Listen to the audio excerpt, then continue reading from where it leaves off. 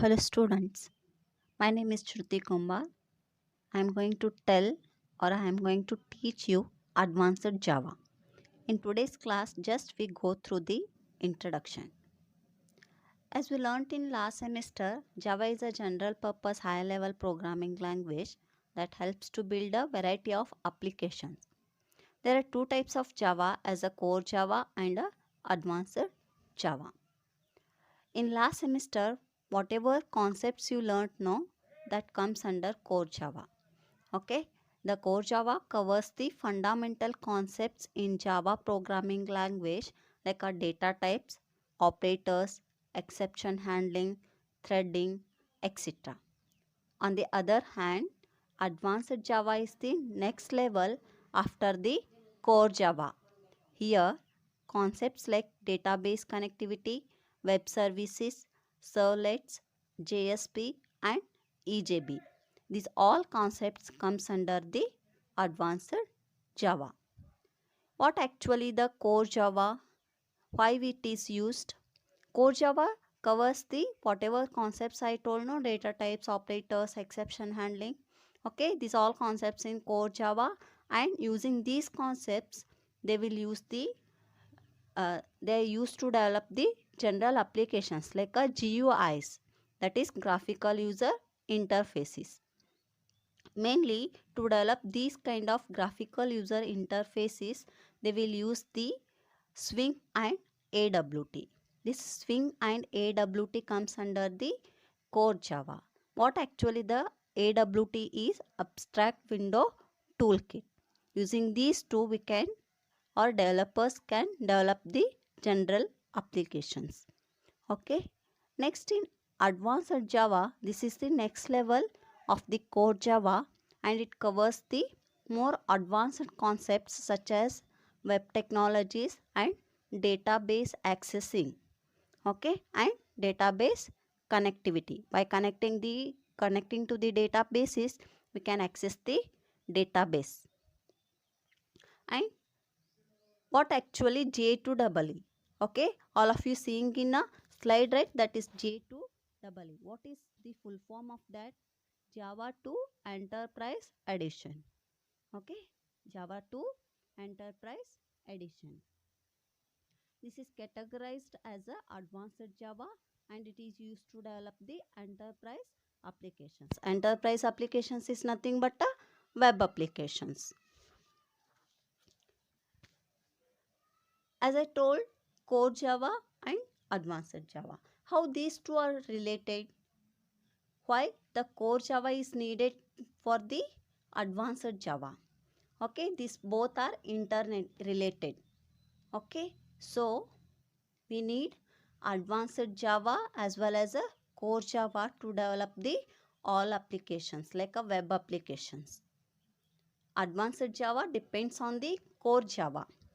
As a result, it is not possible to develop applications using advanced Java without the core Java knowledge. The core Java knowledge is must and should to understand the concept of the advanced Java and to develop the web applications. This is how these two are interrelated, core Java and advanced Java.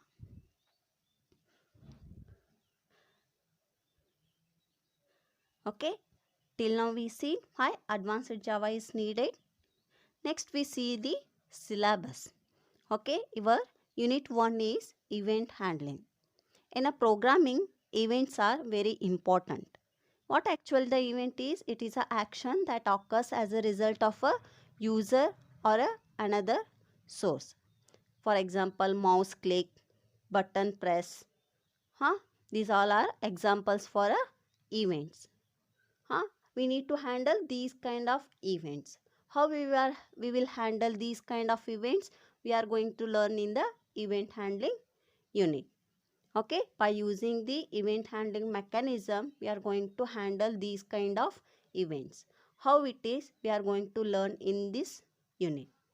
Okay, and in this unit we are going to learn about what are event handlers, event listeners, event sources, and some lab programs, how to handle the events. Okay.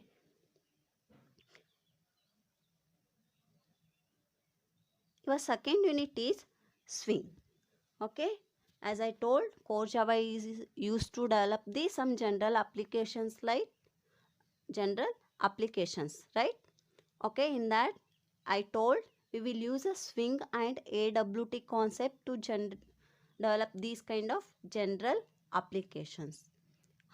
This concept comes under core Java and it is used to develop the general applications.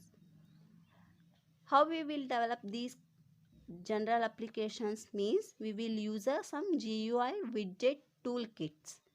Okay, this widget toolkit comes under AWT, and these widgets means some components like a buttons, scroll bars, text fields, okay, etc. And putting all these components make a one GUI, that is graphical user interface. You are going to learn about these components and how these are used, and how we can develop the GUI applications. That comes under your second unit, that is a Swing.